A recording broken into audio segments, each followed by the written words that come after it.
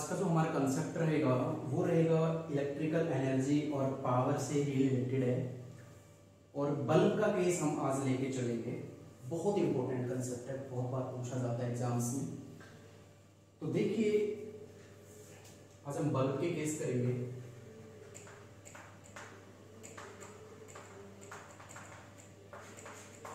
Bulb cases, ठीक है।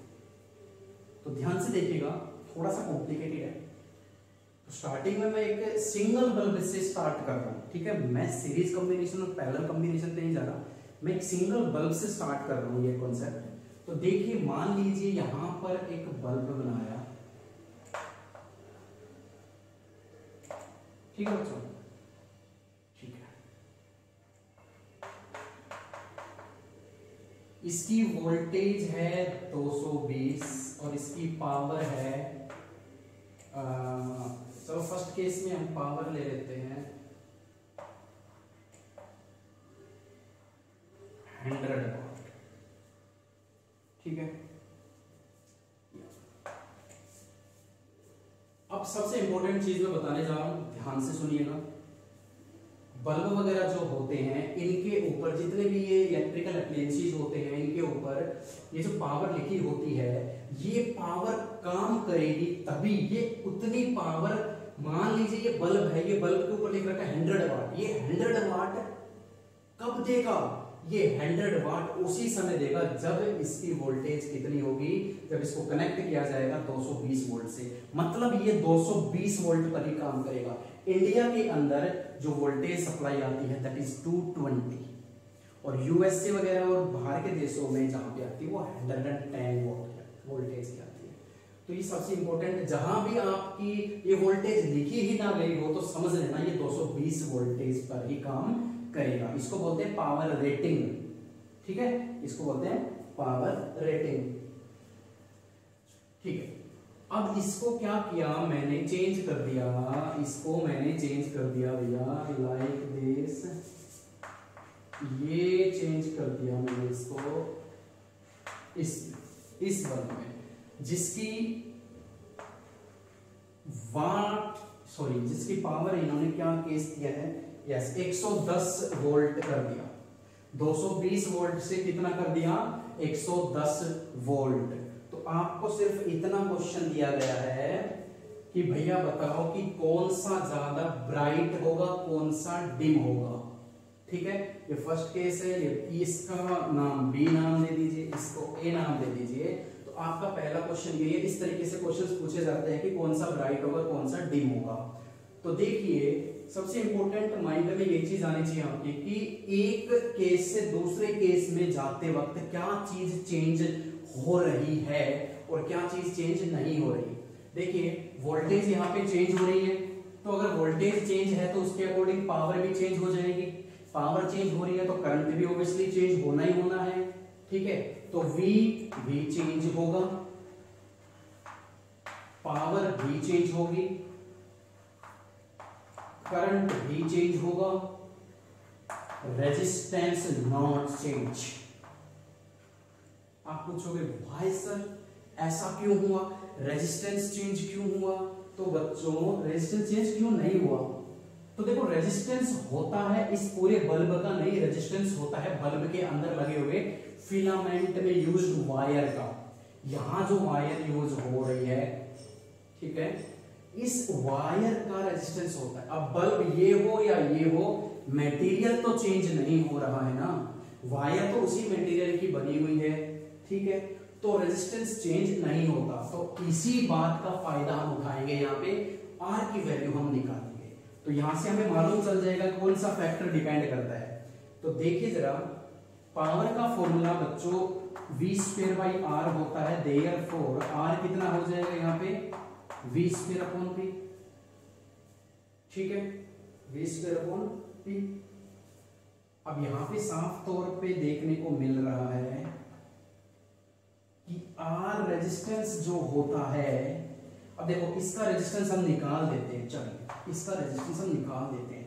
Resistance कितना, V कितना है इसका 220 स्क्वायर है तो, और पावर कितनी है 100 वाट, 488 ओम, 484 ओम। सेकेंड केस का हम रेजिस्टेंस अगर निकालें,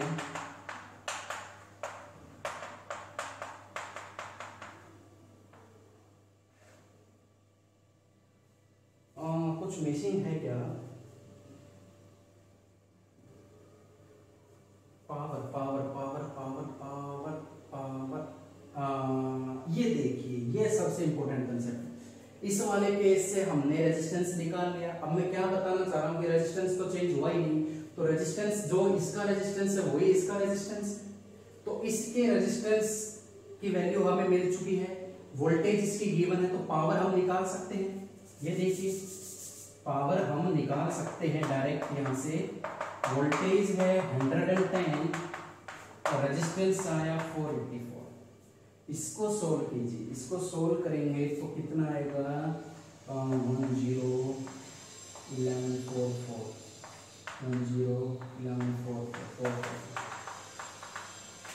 25 वाट, और यहाँ कितनी थी? 100 वाट। क्या हुआ? अरे क्या हुआ बच्चों, देखिए जब यहाँ पर 220 वोल्ट थी तो पावर कितनी थी? 100 वाट, और जब मैंने वोल्टेज को कम कर दिया, जब मैंने वोल्टेज को 220 से 110 कर दिया, तो पावर कितनी आई? 25 वाट। इसका मतलब बल्ब डिम होगा या ब्राइट होगा? साफ तौर पे नजर आ रहा है, जब वोल्टेज कम होगी तो ब्राइटनेस भी कम होगी। ये कैसा होगा? ये डिम हो जाएगा। क्या होगा? डिम हो जाएगा। क्लियर है? इस तरीके के हर न्यूमेरिकल्स को आप इसी तरीके से सॉल्व कर सकते हो। आपको बस सिर्फ एक बात याद रखनी है कि रेजिस्टेंस अगर नहीं दे रखा तो याद रखना, रेजिस्टेंस दोनों बल्ब का सेम होता है। बल्ब के केसेस में रेजिस्टेंस हमेशा सेम होगा, क्योंकि बल्ब के अंदर जो वायर यूज होती है वो चेंज नहीं होती। क्लियर है? तो इस केस से हमने रेजिस्टेंस निकाला, वो रेजिस्टेंस इस केस में पुट कर दिया तो पावर आ गई। तो पावर से हमें मालूम चल गया ये 100 वाट है, ये 25 वाट है, तो ये डिम होगा। क्लियर? ये फर्स्ट केस।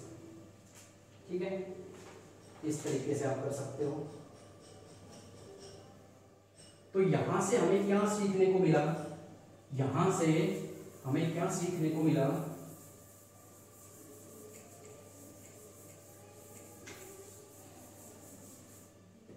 यहां पर सबसे इंपॉर्टेंट बात है कि जो पावर होती है ना, वो डायरेक्टली प्रोपोर्शनल होती है ब्राइटनेस पर।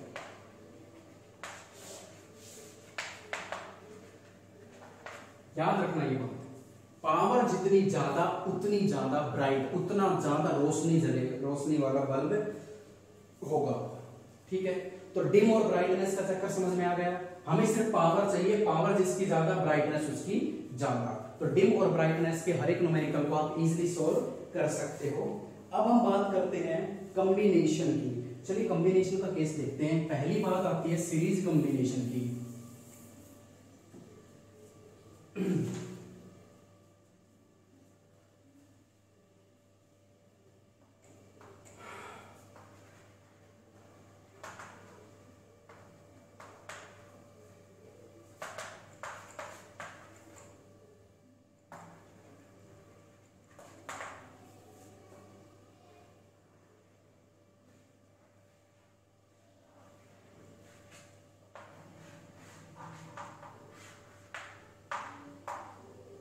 ठीक है,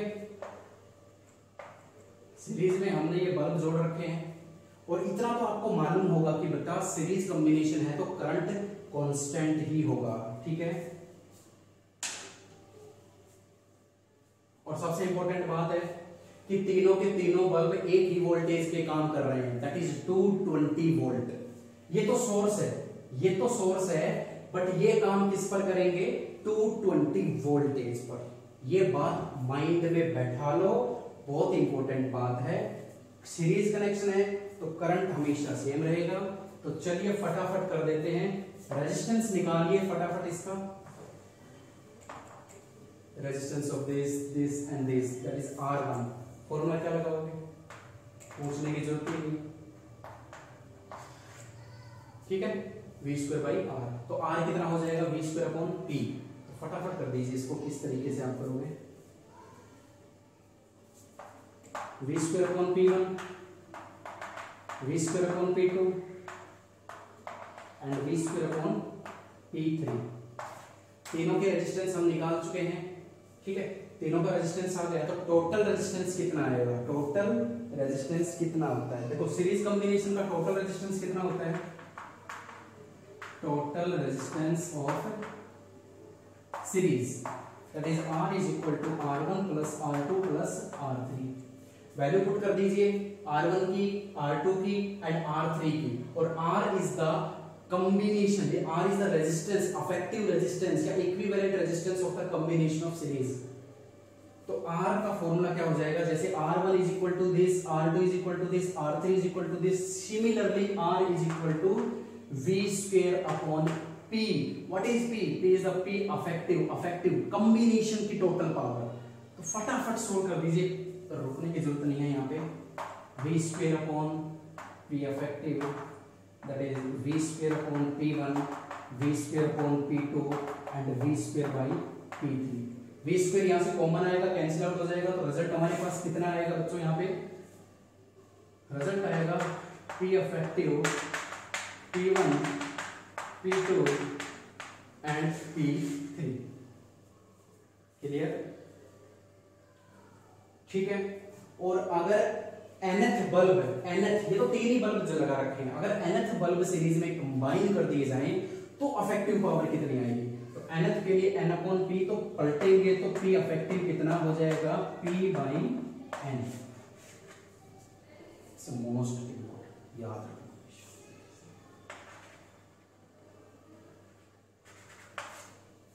दिस इज ए बेसिक और simple derivation of A series combination of bulb, ठीक है। नाउ फटाफट पैरेलल का और कर लेते हैं। इतना कुछ पजल करने होने वाली बात है नहीं, इसलिए थोड़ा सा फास्ट चल रहा हूं मैं, क्योंकि सारी बातें आप सीख चुके हो। सीरीज कॉम्बिनेशन, पैरेलल, कैपेसिटर में भी आया था और हमने रेजिस्टेंस में भी किया है ये सारी चीजें, ठीक है। सेम वही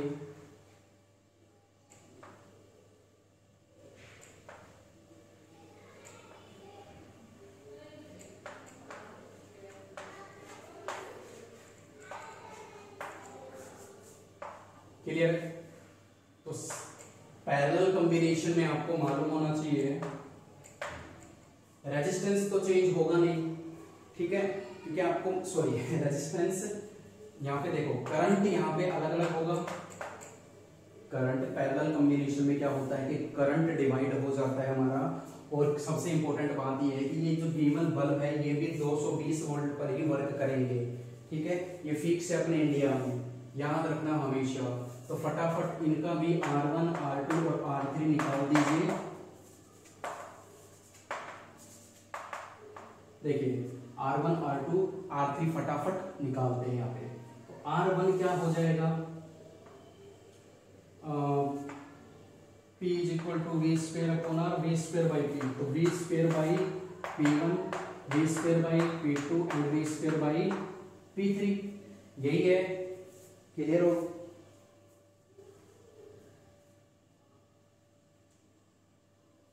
ठीक है भाई।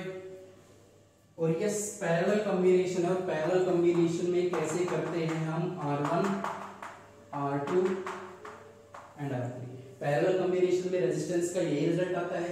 अलग अलग तो हमने निकाल लिया, पैरेलल कॉम्बिनेशन में रिजल्ट ये होता है। अब हमें क्या करना है कि V स्क्वायर की मल्टीप्लाई करवा देनी है दोनों तरफ, ताकि वो रिजल्ट हमारे पास आ जाए। तो multiply by V square both side, तो क्या बन जाएगा ये V square by R, V square by R1, V square by R2, V square by R3। And what is this, this is R1। What is this, sorry उल्टा हो गया क्या, V square by R1, हाँ ठीक है। यहां से देखिए V square upon P1 is equal to R1 है, तो V स्क्वायर अपॉन R1 क्या हो जाएगा, P1 हो जाएगा। तो सिमिलरली ये वाला केस क्या बनकर आएगा आपके पास, ये बनेगा V स्क्वायर बाई R क्या होता है बेटो, P, V square by R1 क्या हो जाएगा P1, V square by R2 क्या हो जाएगा P2 and V square by R3 क्या हो जाएगा P3। This is the effective power of the parallel combination of bulb. ठीक है। और अगर मैं nth बल्ब जोड़ दूं इनके साथ तो क्या हो जाएगा, दैट इज P इफेक्टिव कितना आएगा बेटा, NP। यही फर्क है सीरीज और पैरेलल कॉम्बिनेशन में। हमने पैरेलल और सीरीज कॉम्बिनेशन कैपेसिटर का पढ़ा, हमने पैरेलल सीरीज कॉम्बिनेशन रेजिस्टेंस का पढ़ा, हमने पैरेलल कॉम्बिनेशन और सीरीज कॉम्बिनेशन बल्ब का पढ़ा है, ज्यादा डिफरेंस नहीं है। ये कुछ देखो पैरेलल ये कैपेसिटर से रिलेटेड है थोड़ा सा, वही रिजल्ट आ रहा है क्योंकि पैरेलल कॉम्बिनेशन में रिजल्ट ये किसका था, डायरेक्ट रिजल्ट कैपेसिटर का, ठीक है। तो ये